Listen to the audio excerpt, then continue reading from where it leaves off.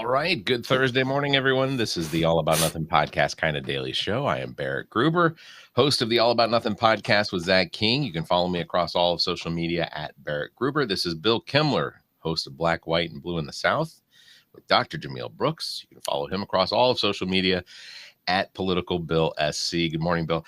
If you're going to start out by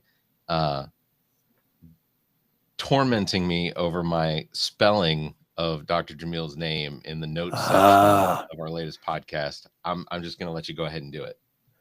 Completely forgot about it. I mean, the name Brooks is so easy to spell. I don't know how you keep messing that up. You put a D in there, a Q, an X, and it's just wrong. I set the bar really low. No, I have to assume it must be the takeover of the Trump regime of the spelling feature on. Oh, I was just blaming the state of education today. That was my assessment.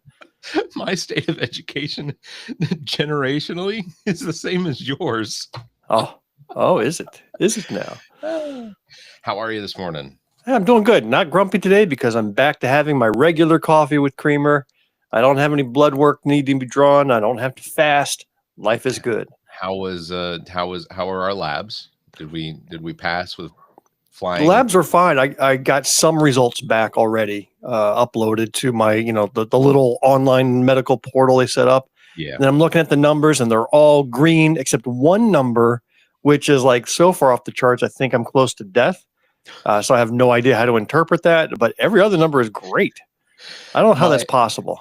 I think it's really funny because typically when I go see my doctor, and I've had my same doctor now with a short stint where I didn't. I've had the same doctor now for about 5 years, and she's fantastic. I love her. But she hates the fact that if she orders labs to happen before she actually comes in and sees me, I'm getting the results of the labs before she has an opportunity to even look at them. So as soon as she walks in, hey, just wanted to let you know, as soon as she walks in the door, I was like, hey, doc, how are you? And I said, just so you know, my cholesterol's down.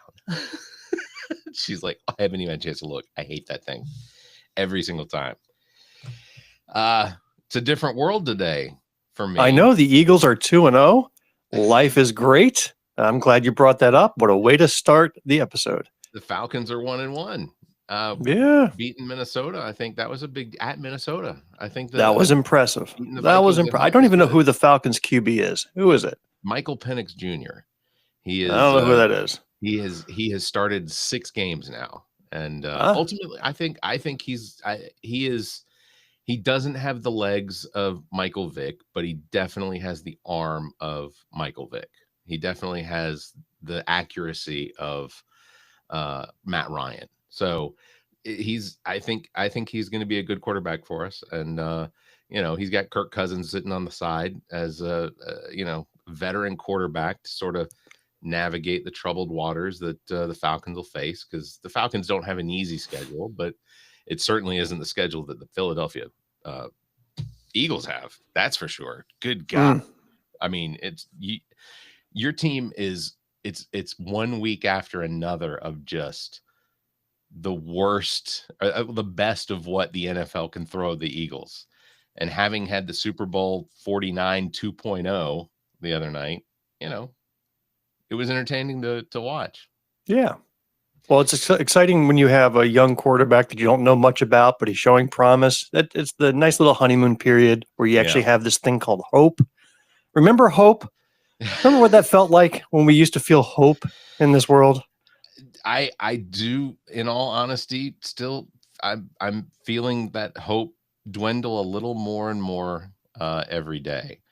I was talking with our TikTok fans prior to the show starting, and I am in awe and frustration over the fact that in Pennsylvania there was a shooting that involved the death of 3 police officers, and 2 were critically injured, but they're in stable condition. And when it was deemed appropriate for the president to tweet about it, he tweeted, "Congratulations to ABC for finally having the courage to do what had to be done. That leaves Jimmy Fallon and Sept 2 total losers on fake news NBC. Their ratings are horrible. Do it, NBC. So in response to the shooting, that was Donald Trump's reflection on the situation. Yeah. The war on Americans couldn't be more clear. You look at the military deployments are on Americans. There's no foreign policy. There's no defense worldwide. There's no pressure on the bad states out there. It's all directed internally. Yeah. He has declared a war on Americans. Rather than live and negotiate and coalesce and unify, he has just said, F it. I'm close to death anyway. Let's declare war. And that's what we're seeing. And that's why I'm feeling a little less on the hope. I mean, now that I've got to throw Disney into the mix of shit that now I'm not going to participate in, that's it for the Marvel movies. That's it for the Star Wars movies. Done. No longer interested. If you actually watch what Jimmy Kimmel said, it was so innocuous. It was directed towards Trump, and then they said, we're going to can you anyway. Yeah. Forget that. Had zero to do with any sort of reflection of Charlie Kirk or any of the it was not a reaction in any way, shape, or form to his death in relation to his opinion of Charlie Kirk. It was simply that what it appeared is that the MAGAverse was trying to manipulate the investigation to make it seem that the shooter was not one of them. And I'm paraphrasing, but that's essentially what it was that he said. And for that to have been that string of words for ABC to go, so technically it wasn't ABC initially. It was one of the two companies that distributes ABC across the nation. Nexstar, I think, is the company. And Nexstar made this decision because they had already added money to Donald Trump's pockets months and months and months ago to the tune of millions. ABC also, ABC gave $25 million to Trump over something several. Yeah. We also have the new head of the FCC threatening to revoke ABC's licenses. One of the rallying cries are, hey, the First Amendment guarantees, government can't stop you from speaking, but it doesn't mean you're free from consequences. Well, look, you've got the President of the United States calling for termination of private citizens exercising the First Amendment right. You've got government officials like the head of FCC threatening to disrupt business of communications because of political statements. So yeah, we are in complete violation of First Amendment where the government itself is suppressing free speech. You've got here in South Carolina, Barrett, everybody from gubernatorial candidates all the way down to local House representatives doxing individual citizens of South Carolina, exposing addresses, etc. I met a woman 2 nights ago up in Greenville. At her home. And no, I'm just kidding. Yeah, right. This was at a fundraiser for Representative Heather Bauer, if you must know. But this woman is a professor at a university, and she wrote an article for a national magazine.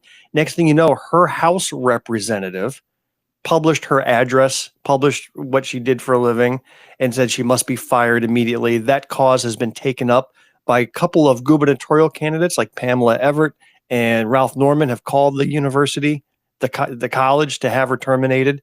She's right now on sabbatical, and the college is very supportive. But not a single one of these assholes said a peep about R.J. May, a convicted, or not convicted, but let's say he is close to convicted pedophile, right? He's in the process, right? Never said a word about that. They never said a word about the extreme MAGA magistrate judge who has been arrested for child pornography, right? That just happened this week. They say no words about that. Nothing. Silence. They cover their own. They don't give two craps. They are about enemizing or making an enemy of those who have a different opinion than them. And holy cow, Charlie Kirk is not Jesus H. Christ, right? They've made him out to be. And if you say any words about him, or people are getting fired, Barrett, for reposting Charlie Kirk's own words. Hey, here's actual words he said. Here's a video of his speech, and they're getting calls for termination for that. That's the ridiculous world that we're in. No, we are in a world where if you don't force yourself to shed a tear for a man that again, I'll just say this. I am absolutely and positively, and I think you can agree, against the idea of any sort of political violence. Why do we even have to say that anymore? It's like you can't say what you want to say without having to couch it in that. And that to me is bullshit right there. You have to preface it. Because otherwise, because if you don't, and it doesn't matter if somebody steals this and clips it, all they're going to do is just what my next words were. But Charlie Kirk was a piece of shit. In reflection of humankind, when it comes to the type of people that I would want to associate with, Charlie Kirk is as far from that as any mountain high, any river wide. Sorry, got a little proud mama. But just he was absolutely vile when it came to the idea that people could be decent to each other. He would sit on stage and say the most remarkably disgusting things about religions and faiths and colors and things like that. And he would say these things, but the people on the right that would listen to it, because ultimately they're all bigots and they agree. And sorry, people that don't agree with me, but it is prejudice. It is racism. It is misogyny. It is all of these things. And he did this so carelessly. What I want to ask a rational supporter, somebody who's not going to yell or scream or try to terminate your career, but somebody who has been sharing the positive videos, the AI generated videos, the things that are trying to turn Saint Charlie Kirk into a heroic figure. I want to ask that person who says he lived a biblical Christ-like life. And I just want to just calmly ask, when he said that people should be afraid to board a plane if the pilot is black, how do they reconcile the Christ likeness with statements like that? And those type of statements are very, very long list of statements like that. How do you reconcile that? I want to ask that of somebody who truly wants to discuss it, because what I see too often, at least on the social media comments, that's the closest I see to dialogue out there. People will bring that point up and then it's just silence. It's like they ignore it. How do you turn your ears off to that? Did he say great religious things on stage? Sure. I've actually seen clips of him saying things I would agree with. Yeah. Right.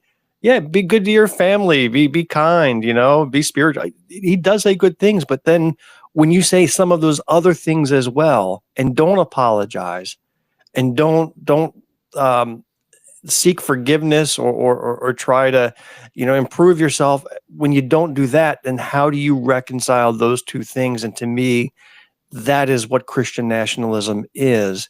It's as long as I cloak myself around the Bible, I can say whatever vile things I want. Yeah. And people will support me. I don't want to hear from the people that supported Charlie Kirk. I want, if I want some sort of reconciliation on who Charlie Kirk was as a human being during his life, I want to hear from his victims. I want to hear from the people that he victimized with his words and his hate and his vile attitude towards them.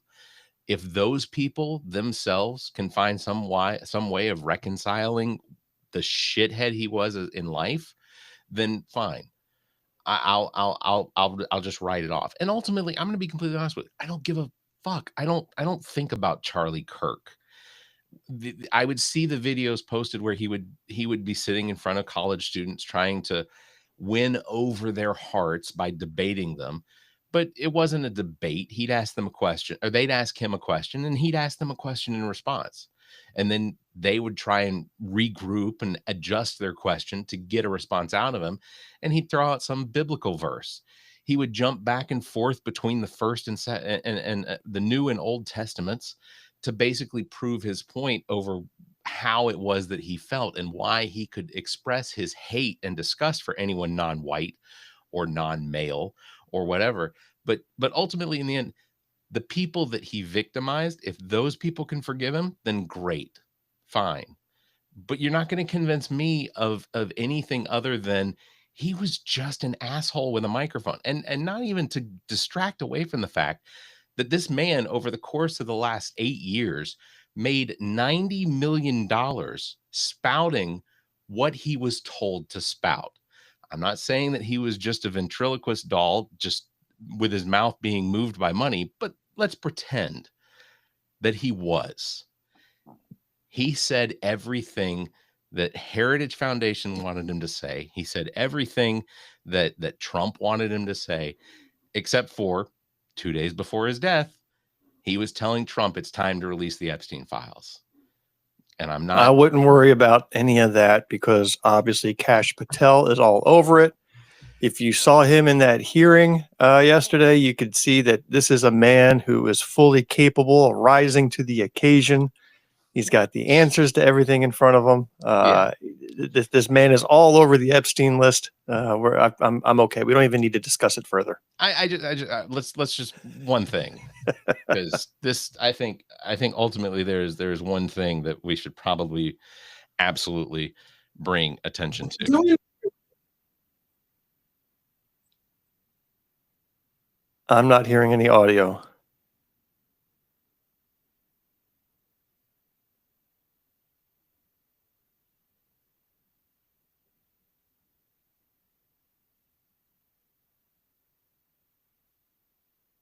Barrett, can you hear me?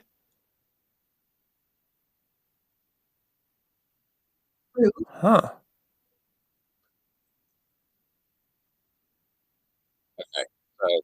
Barrett, did you hear me? Yeah, I could hear you. So everyone else in the recording was hearing it. For some reason, I don't know why that the audio didn't. I don't know why the audio didn't come through for you, but so I was speaking over her then? Yeah. To everybody else? I apologize. I heard nothing. I heard silence. But in the edit, I'll take your voice out of it. Oh my. So essentially what that was the head of the FBI. It's been 10 years since the shooting of the Emanuel 9 at the Emanuel AME church in Charleston, South Carolina by Dylann Roof, who only wanted to incite a race war in the United States. And that's not conjecture. No, that's literally what the shooter wrote. It's exactly what he had. And our FBI director has no knowledge at all when the words Dylann Roof are strung together. He's got no idea what that means. Like it doesn't automatically pop into history will remember Dylann Roof and the atrocity that he committed. It will be in history books. Well, okay. It'll be in some history books. PragerU, probably not. But it's an important name, sadly, which one I don't want to remember, but we will. And our FBI director, who was asked about Dylann Roof, has no idea. I think the follow-up question should have been, okay, you don't know about the Mother Emanuel AME shooting. Tell me about 9/11. Have you heard of that? Have you heard of September 11th, 2001? Has that crossed your path? And I would love to see him shuffle through his notes looking for that. You know which ones I bet you he does know? Waco, Texas. I bet you he knows about Ruby Ridge. I bet you that he knows the names of the ones that were considered to be assaults on Americans by an overzealous federal government. Those are the ones. You're talking about like Washington, D.C. Okay. Yes. Or maybe Chicago or now Memphis. Are those the assaults on Americans we're talking about? Shreveport, Louisiana. Yeah. I Houston, Texas may be up soon. Dallas is probably going to be on there because Dallas had protests a couple weeks ago in the tens of thousands. So you have to imagine the deep red Republican state of Texas and its cities are now being overrun by these crazy liberals. So Trump's got to send the National Guard there, right? I mean, Greg Abbott can't do anything anyway. Saw a video, by the way, of Greg Abbott apparently moving his legs without the assistance of his hands. So there's a conspiracy now that Greg Abbott is faking his parallelism. Or, Oh my God. We live a brand new topic. Let me introduce, because I want to, before we run out of time, I want to revel in Nancy Mace's failure yesterday. God, Did you see that? Dumb shit. Yeah. She tried to censure one of her fellow congresswomen and do it formally through Congress, and she lost. She actually had Republicans cross over, and she was all bitter about it online. She is a failure. So I'm glad to see that go down in flames. Yeah. Comment in the TikTok says that you and I as hosts are basically just trying to continue to divide the nation. And let me just say this. I'm not trying to divide anyone. What I'm trying to do is unify through critical thinking. And it's extremely disappointing to know that there are Americans in this country who received some level of education, probably similar to mine, that don't see the bullshit for what it is. And the firing of Jimmy Kimmel is honestly, it's disappointing because I lose that sense of entertainment. I lose that source of entertainment for myself. That's it. Jimmy Kimmel is plenty rich. He's been doing his show for more than 20 years. The likelihood is his retirement was probably just over the horizon. It's a little closer now. And to lose Jimmy Kimmel in the way that it happened isn't about, for me, it isn't about his First Amendment. It's about the complicity of a network that at one time had the respect of people, but they have fired reporters over the course of the last 6 months because Donald Trump has called for their firing. He has said that those people that they're poor reporters. Those aren't his words, obviously. He doesn't recognize the poor. But this is it. So it has more to do with the loss of my entertainment than Jimmy Kimmel's job. So my frustration is that, yes, I think the likelihood is that somewhere in here we are going to lose. I don't care about Jimmy Fallon, but we're going to lose Seth Meyers. Hey, let me give you just a couple of clues as to what I think divides the nation, and see if you agree with me. Would the election of a 34 count convicted felon be considered divisive if I elect that person president of the United States? Would electing a president who incited an insurrection on the Capitol that led to deaths, and then all of those who were guilty of it have been pardoned by that same president, would you not consider that divisive? Yeah. Would you consider sending the National Guard in on trumped up crime stats and making unverifiable claims that they were effective as you're watching the National Guard just walking around picking up trash? What an embarrassing use of our military resources. Would you not consider that divisive? Now they're on a tear that says, we're going to tear down every liberal organization. So now you've got the full thought police out in full force. Would you consider that divisive? I do. It is ridiculous to make that claim that you and I are being divisive. Fuck that. There's your divisive word of the day. Yeah, I am an empath. I can sympathize with people probably a little bit better than some people. I'm sorry, but Charlie Kirk doesn't believe that exists. So no, it doesn't. No. It's a made up word. Just something you just made up right there. Well, Charlie Kirk only believes in one America, and that one America had only a very specific type of people in it. That was white men that had white wives. That's Charlie Kirk's America. At home. Yeah, the wives are at home because they shouldn't own property. They shouldn't be allowed to vote. They shouldn't have credit. And they certainly shouldn't be allowed to talk. In fact, I think, and I'm going to say this, I think it's entirely possible Charlie Kirk. All right, back it up. Charlie Kirk would have been disappointed in the fact that they allowed his wife to have given a press conference in memoriam. So just, you know what? I think this was therapeutic. I feel a little better. Yeah. Should he have died? No, 100%. Absolutely. But neither should the state House representative from Minnesota and her husband. They should not have died. Should Donald Trump have been shot at? Neither should the police officers at Capitol Hill during January 6th. Should they have been killed as well? And yet you went and elected the leader of that insurrection to the presidency of the United States.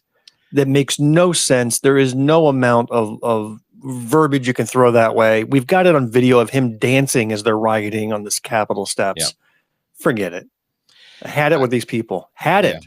Well, they're not focusing on poverty. They're not focusing on the infrastructure. They're not focusing on the economy.